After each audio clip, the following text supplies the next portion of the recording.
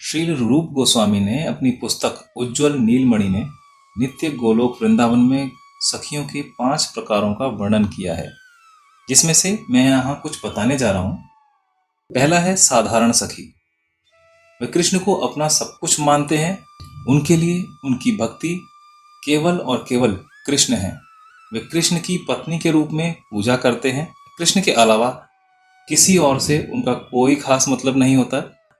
मीराबाई एक साधारण सखी हैं और उनके शब्द मेरे तो गिरधर गोपाल दूसरो ना कोई, जिसका अर्थ है मैं गिरधर गोपाल की ही हूँ और मेरे लिए उनके अलावा कोई दूसरा नहीं है। ये स्पष्ट रूप से श्रीमती मीराबाई के आंतरिक मनोभाव को दर्शाता है। दूसरा, प्रिया सखी।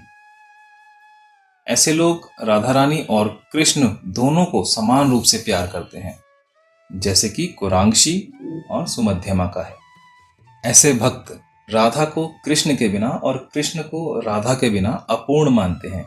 वो दोनों को एक साथ जानना चाहते हैं, एक साथ उन्हें पूजना चाहते हैं, उन्हें भजना चाहते हैं। तीसरा है प्रिया नर्म सखी।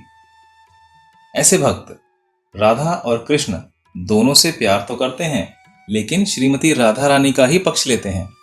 मान लीजिए कि दिव्य युगल के बीच एक मीठा प्यार भरा झगड़ा हो जाता है, तो प्रिया नर्म सखियां केवल और केवल श्री राधा का ही पक्ष लेंगी।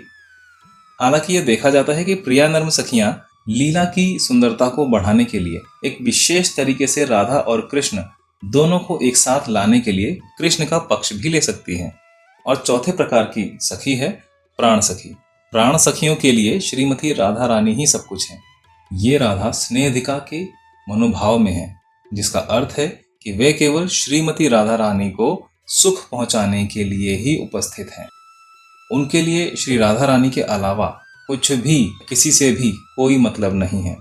श्री राधा की मंजरियां जैसे आनंद मंजरी, रूप मंजरी, रति मंजरी, विलास मंजरी, गुण मंजरी, लवंग मंजरी आदि श्रीमती राधा रानी की प्राण सखियां हैं।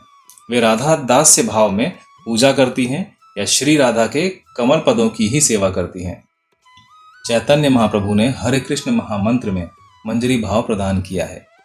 ये ध्यान दिया जाना चाहिए कि यह मंजरी भाव अत्यंत गोपनीय है और सांसारिक चर्चा के लिए नहीं है, बल्कि केवल उन ईमानदार हताश साधकों के लिए है जो अपनी मूल आध्यात्मिक पहचान को पूरी तरह से पुनर्जीवित करना चाहते हैं। ये किसी भी पूर्व युग में संभव नहीं था, चाहे वो सतयुग हो, द्वापर हो या त्रेता युग हो, और महाप्रभु ने इसे केवल इस कलयुग में दिया है।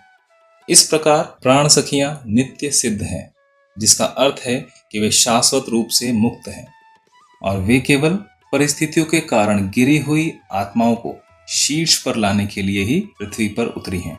महामाधुर्य विप्रलंबा ब्रज प्रेम रस या मंजरियों के मनोभाव में श्री राधा रानी की सबसे प्यारी दासी हैं।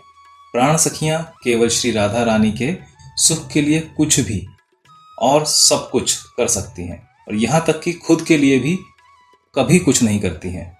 वे उम्र में राधा रानी से छोटी हैं और राधा रानी की तरह ही दिखती हैं और कार्य करती हैं, लेकिन उनके सुख के लिए, केवल उनके सुख के लिए।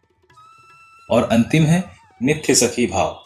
संत और भक्त जो राधा दास से मनोभाव में अपना भजन पूरा करते हैं और रसिक वैष्णवों, मंजरियों और श्री राधा की कृपा से अपने आध्यात्मिक स्वरूप को प्राप्त करते हैं, वे नित्य सखी बन जाते हैं। नित्य सखियां मंजरियां ही हैं जो अपने हृदय में उभरने वाले व्यक्तिगत मनोभावों के अनुसार विभिन्न प्राण सखियों की सेवा करती हैं। तो इस वीडियो को ज्यादा से ज्यादा लोगों को शेयर करें और इसी तरह की जानकारी से भरे और वीडियो देखने के लिए इस चैनल को सब्सक्राइब भी करें। हरे कृष्ण।